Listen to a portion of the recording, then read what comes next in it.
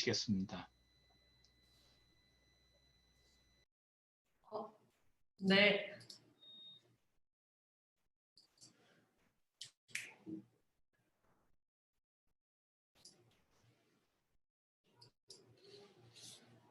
네, 안녕하세요. 오늘 저는 서울시 토지임대부 사회주택 청운 강산의 사례를 중심으로 새로운 땅의 풍경, 1인 가구 주택 공급에 대한 얘기를 함께 나누도록 하겠습니다.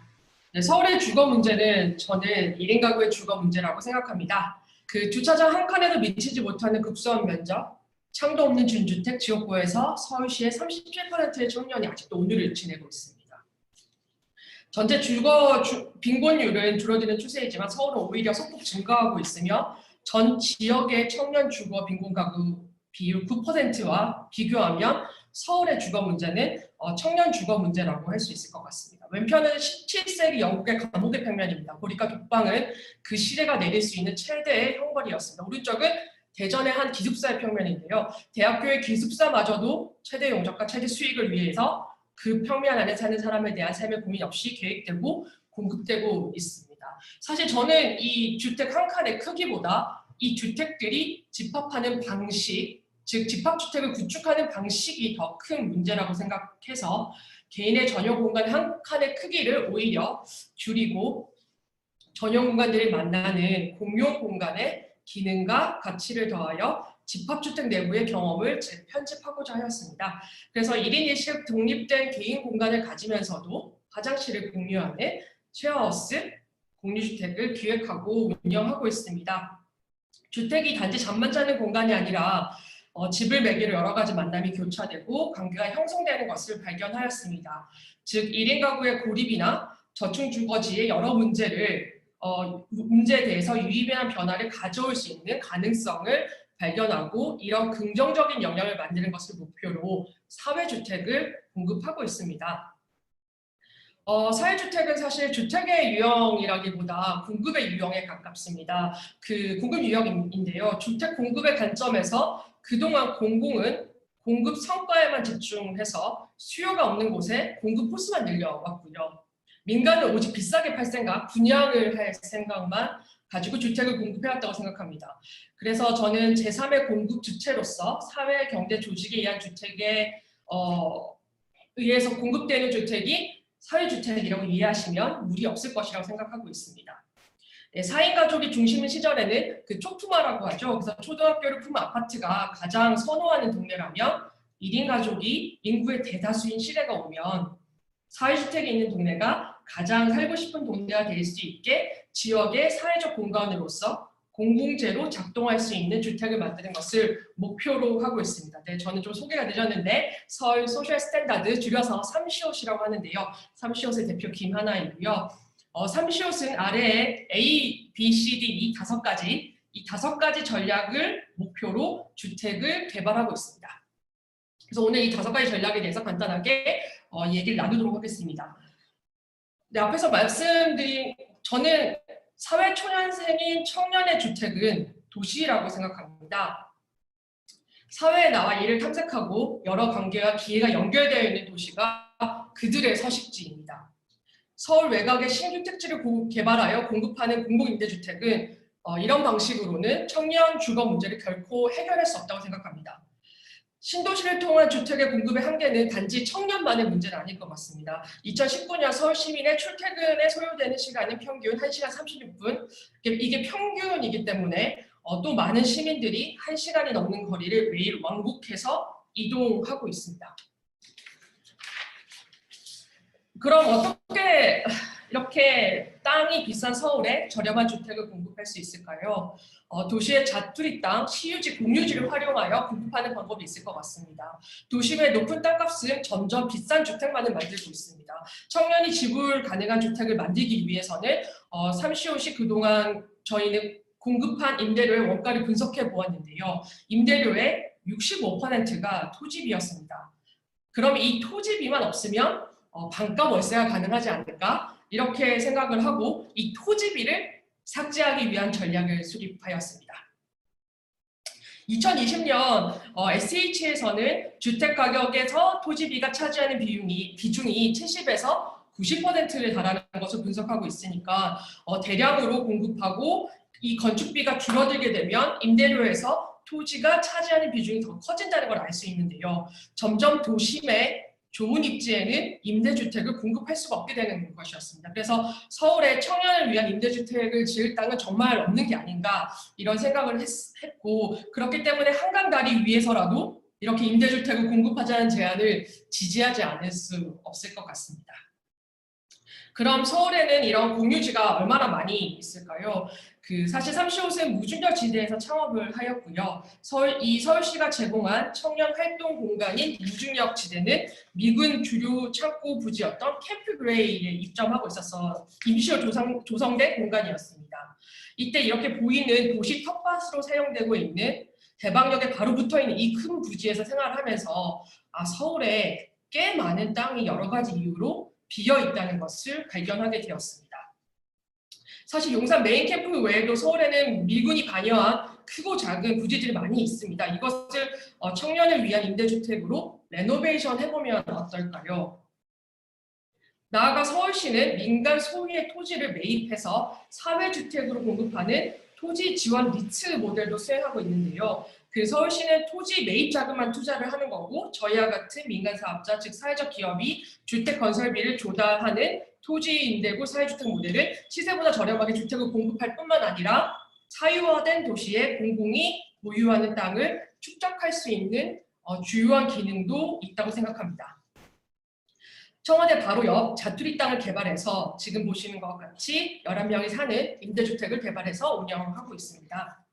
이런 시유지를 활용하여서 토지 임대부 주택을 확산하기 위해서는 임대주택이 어떤 사회적 가치를 창출하는지 모두가 동의하는 이런 사회적 수기 과정을 거쳐야지만 가능할 것이라고 판단됩니다. 두 번째 전략은 도시를 분절하는 용도지구를 혼합하여 집주가 혼합된 주택을 만드는 것입니다. 세부적으로는 도시의 유용도를 주택으로 전환하여 보급하는 방법입니다. 서울의 오피스 공실률을 대략 10%라고 합니다. 사실 10%라고 하면 되게 작은 숫자라고 생각할 수 있겠지만 연면적으로 계산해 보면 서울시의 오피스의 총 면적은 1000만 평이고 10%면 100만 평이 비어 있는 것이죠. 이를 20평씩 한 가구에 임대한다면 5만 명에게 제공할 수 있는 면적입니다. 사실 오늘 드디어 오픈한 현대백화점에 있는 여의도 파크원의 35층의 평면을 보면 여기 보시는 하단에 빨간 점이 1m 바이 2m 사이즈의 침대의 크기로 오피스의 평면을 주택으로 전하는 것은 많은 어려움이 있다는 것을 오늘 이 자리에서는 제가 논하지 않아도 충분히 전달될 것 같습니다. 사실 이는 근생상가의 주택을 전환한 고시원처럼 다열과 먹방을 만들 수밖에 없는 구조입니다. 그러면 이렇게 벽으로 구획된 주택이 아니라 가구로 느슨하게 연결된 공유주택은 어떨까요? 버려진 쇼핑몰을 어떻게 주거를 활용할 수 있을지 저희는 고민하고 있었습니다. 그런데 이런 고민이 최근에는 좀 구체화되어서 벽으로 구획된 주택이 아니라 가구로 느슨하게 연결된 공유주택을 고시원 한 층을 리모델링하여 공급하였습니다. 이 프로젝트를 통하여 주거 공간의 전형성을 다시 바라보면서 거주한다는 것의 의미는 무엇일까? 이런 생각을 그 어느 때보다 함께 고민해야 되는 시기가 아닐까 생각합니다.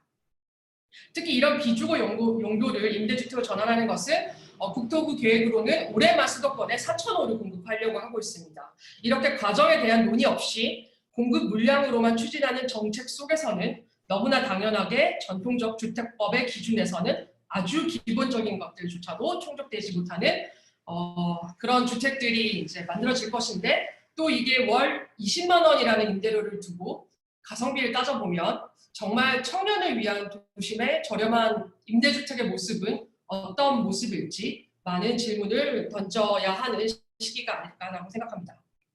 세 번째는 저층주거지에 노후화된 다가구를 매입해서 빠르게 공급하는 것입니다. 이것을 매입 다가구 임대 사업이라고 하는데요. 이 매입 다가구 임대 사업은 도심에 신속하게 임대주택을 공급할 수 있는 장점은 있는데요. 저층 주거지가 내포하고 있는 많은 문제를 피해가지 못하여 사실 상황은 더 복잡한 상황입니다. 서울의 주택 문제는 1인 가구 주거 문제이고 1인 가구의 주거 문제는 저층 주거지의 문제라고 생각합니다. 필요티 주차장은 동네를 거대한 지하 주차장으로 만들어 도시 문제를 만들었고요. 이 지하 주차장으로 변한 골목은 우범지대로 전락하였으며 시민들이 생활하였던 공간은 버려진 차도가 되어버렸습니다. 이제 자율주행차가 동네로 누비고 밀레니얼들은 더 이상 자동차를 소비재가 아닌 사용재로 생각하고 있습니다. 그러면 이렇게 차가 없는 주택을 만들 수 있는 더없이 좋은 시기가 아닐까 이런 생각을 하게 됩니다. 2018년을 기준으로 이제 지난 5년간 서울시에 공급된 매입 임대주택은 약 3만 호입니다. 건설임대 임대주택보다 2배 이상 높은 수치입니다. 그렇지만 기성주택을 매입하다 보니 평면이 조악하고 건물의 품질이 불량하고 노후화돼서 유지관리에 어려움이 굉장히 많으며 입주자 만족도가 낮아서 이 부분에 대한 혁신이 요구됩니다. 이에 35세에서는 입주자가 직접 고치고 스스로 개선할 수 있는 함께 만드는 매입다가구 주택 프로젝트를 통해서 도시 조직을 지키면서도 임대주택을 확대하기를 기대하고 있습니다. 네 번째는 다시 방한칸에 대한 얘기인데요. 사실 이제 자존감이 높은 이 밀레니얼들이 어떻게 화장실을 공유하게 되었을까? 이런 질문인데 3명이 같이 사용하는 저희 쉐어스의 평면입니다. 사실 3명이 사용하지만 동시에 사용할 수 있는 공유 공간에 대한 시설 기준을 마련하고 있습니다. 하지만 이것은 주어진 용적에서 다른 주거 유형을 만들기 위한 사실 절박한 외침이죠. 1인을 위한 주택에는 지금 원룸밖에 없습니다. 열심히 일해서 소득을 늘리고 주거 환경을 개선하고자 한다면 한 평도 안 되는 창이 없는 방 한 칸에서 조금 더 큰 방으로 옮겨가는 선택지밖에 없습니다. 따라서 민간에서는 새로운 주택 유형에 대한 많은 연구와 개발이 요청되고 있고요.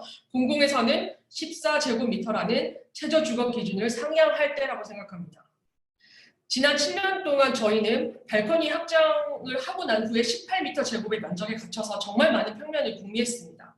그러나 작년 2020년 사회적 거리두기 속에서 집에서 보내는 시간이 길어지면서 왜 이 박스에서 고통받고 있었는지 이렇게 평면을 연구할 에너지를 최저 면적 기준 상향을 위해서 사용했으면 어땠을까 하는 후회가 밀려오는 요즘입니다.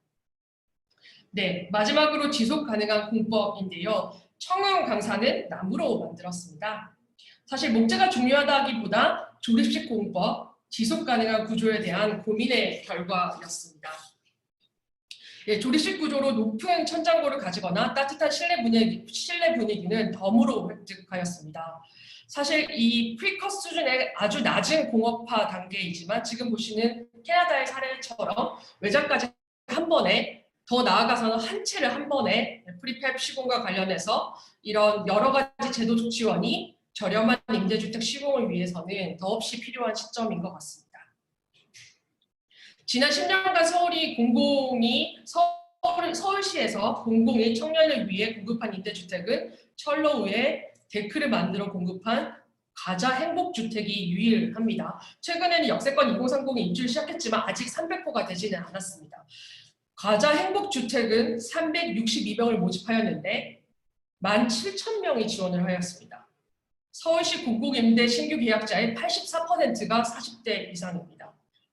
임대주택 거주자 평균 연령은 56세입니다. 그렇기 때문에 서울시의 주택 문제는 곧 청년의 주택 문제입니다. 하지만 이게 과연 청년만의 문제일까요? 4인 가족은 더 이상 보편적인 가구 구성이 아닙니다. 사실 나이와 상관없이 여러 가지 이유로 인구는 줄어들고 있지만 집이 필요한 가구의 분화는 가속화되고 있습니다. 즉 저는 가족이라는 국가 통치 단위는 붕괴되었으며 가족을 중심으로 하는 여러 제도들은 근본적인 정비가 필요한 시점이라고 생각합니다. 인구 구조보다 노동의 변화라던가 일하는 형태의 변화가 주거 모습을 더 급속하게 바꾸고 있다고 생각하고 있습니다. 1인당 생산성은 꾸준히 증가하여 부모 세대에 비해서 발생할 수 있는 부의 크기는 더 커졌지만 굉장히 불안정한 고용 속에서 예측 불가능한 변동성에 대응하는 삶의 불안은 점점 더 커지고 있습니다. 그래서 오히려 밀레니얼들은 직장을 이동하면서 거주지도 이동하는 삶을 너무나도 당연하게 생각합니다. 일하고 싶어도 일을 할 수가 없는 시대, 소득이 없는 시대에 소득 기준에 따른 주거복지 정책은 더 이상 작동하지 않는 것 같습니다. 즉 오랫동안 한 집에서 편하게 지내는 것만으로 주거복지는 충족되지 않는 것 같습니다. 커진 인생의 변동성만큼 부동산은 무거워졌지만 주거는 점점 더 가벼워지는 것 같습니다. 네, 인구의 변화, 노동의 변화, 산업의 변화에 따른 새로운 주거를 함께 상상하는 시간이 더더욱 중요해진 것 같고요. 사실 언제 건축이 주택 시장에 주거 현장에 관심이 있었는지 냉소적일 때도 있었지만 이렇게 자리를 마련해 주신 학회와 위원회에 다시 한번 감사를 드립니다. 아울러 35세 임대주택 개발 얘기를 들어주신 모든 분들께도 감사의 말씀을 전하겠습니다. 네. 예, 김하나 소장님, 예, 감사합니다.